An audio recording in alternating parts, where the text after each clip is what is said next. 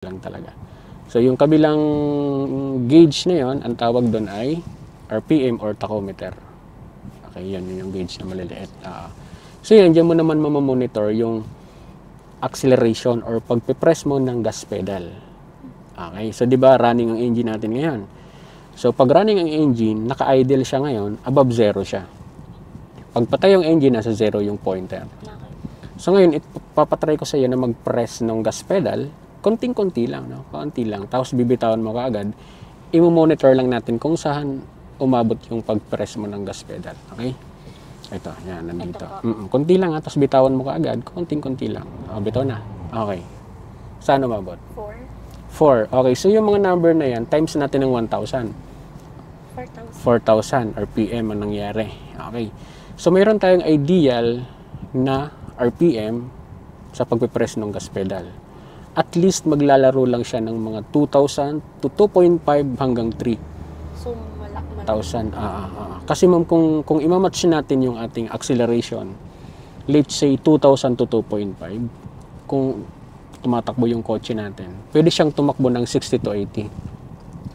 So, ganun siya kabilis, ano? So, how much more kung mas mataas pa sa 3,000, baka mas matulin na yung sasakyan mo. Okay, kasi automatic to, kusa siyang bumibilis. Kusa din siyang bumabagal. It depends sa acceleration natin.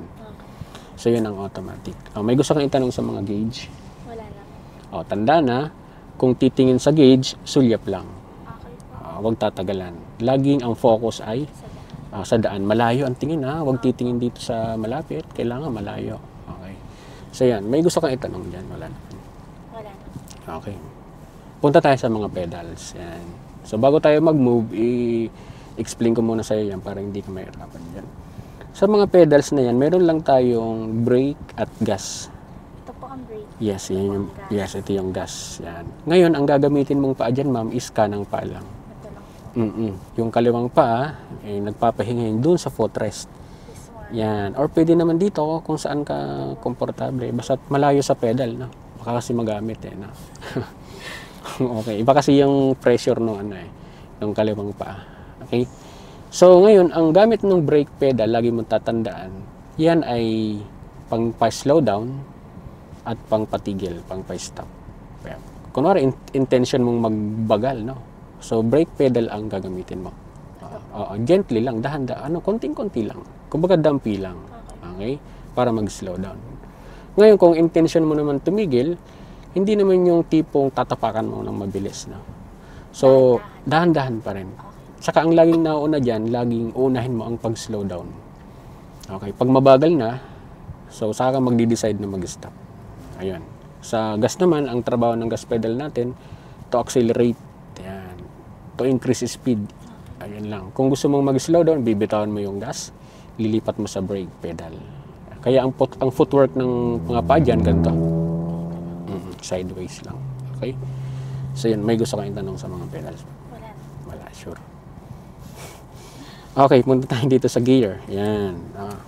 So, dito sa gear natin, mayroon ditong mga letters na ito yung P for park mode. Yan. Ilalagay mo tong shift knob natin nito sa P kapag ikaw ay nag-park. Yan. So, kung intention mo naman mag-reverse, ilalagay mo sa tapat ng R. Neutral, it means ng neutral, walang naka-engage na gear. Okay, kumbaga freewheeling. Freewheeling yung sasakyan natin. Drive, ito, letter D, no? Ito yung drive mode. Yan. Moving forward to. Okay?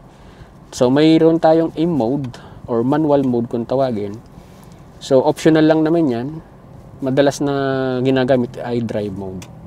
Pwede kang mag-manual mode sa mga pahon, palusong. Yan. Nakailangan mo talaga ng medyo malakas or may torque talaga siya, no? Para umahon. Yan. So, normally drive mode talaga siya. Okay? Ayan. So ngayon, itong shift knob natin, itong shift lever na to, ma'am, hindi siya na isi-shift. Yan, for the safety kasi yan eh. Yan, patigas, no? So ma-isi-shift lang natin itong gear natin kung ilolong press muna natin ang ating brake pedal. Okay, sige. Long press mo muna yung brake pedal. Okay, huwag mong bitawan, ha? Okay. Papakita ko sa iyo ang shifting nito, ano? Ayan, so ilalagay ko ng reverse. Ayan, so malambot na siya. So huwag mong bitawan yung brake pedal. Dahil pag binitawan mo yan, aatras yung sasakyan natin.